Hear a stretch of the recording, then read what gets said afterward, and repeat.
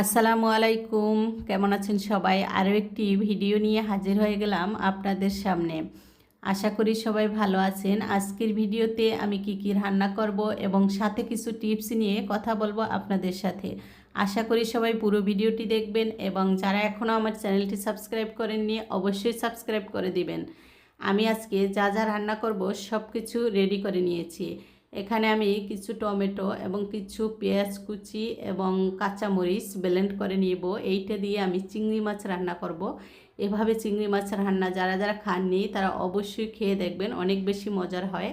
এখানে আমি কিছু মুরগির মাংস, এটা আমি ভাজি করব। তো সব ধরনের মশলা দিয়ে আমি আগে থেকেই ম্যারিনেট করে রেখেছি।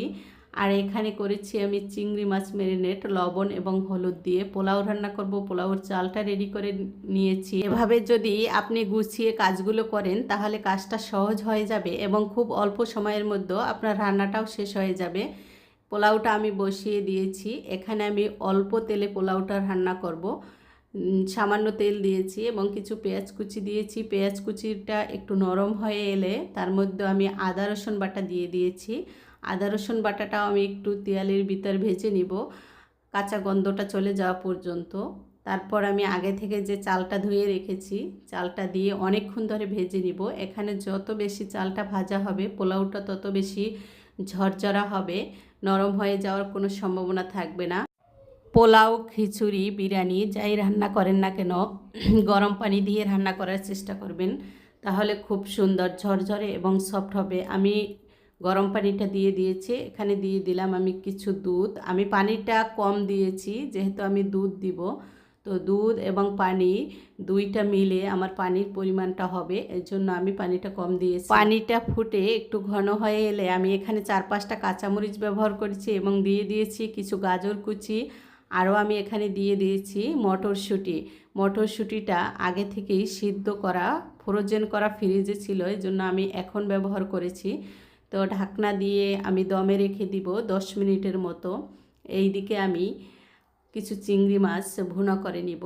তো চিংড়ি মাছগুলো আমি ভাজিনি, ভাজা ছাড়াই আজকে রান্না করব। তো এটাও কিন্তু খেতে দারুণ হয়। আর এখানে আমি এই যে ঝোলটা দেখছেন এটা আমি টমেটো, পেঁয়াজ এবং কিছু কাঁচামরিচ ব্লেন্ড করে দিয়েছি। এভাবে রান্না করলে কিন্তু অনেক বেশি মজার হয় খেতে। কিছু আলু আমি কুচি কুচি করে লবণ হলুদ মাখিয়ে সামান্য তারপরে ডুবো তেলে ভেজে নিয়েছি। একেবারে মুচমুচে হয়েছে। এই আলু ভাজিটা কিন্তু পোলাওয়ের সাথে খেতে দারুণ ভালো লাগে। ম্যারিনেট করা মাংসটাও আমি ভেজে নিব। এখানে আমি কোনো পানি ব্যবহার করব না। মাংসটা আমি জিরা বাটা, আদা বাটা, রসুন বাটা এবং সিরকা, অল্প একটু সয়া সস ব্যবহার করেছি।